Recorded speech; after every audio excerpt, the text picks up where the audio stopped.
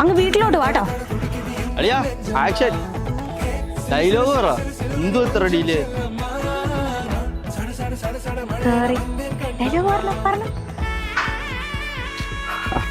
അപ്പോൾ മക്കളെ, പുകവലിയും മദ്യപാനവും ആരോഗ്യത്തിന് ഹാനികരം.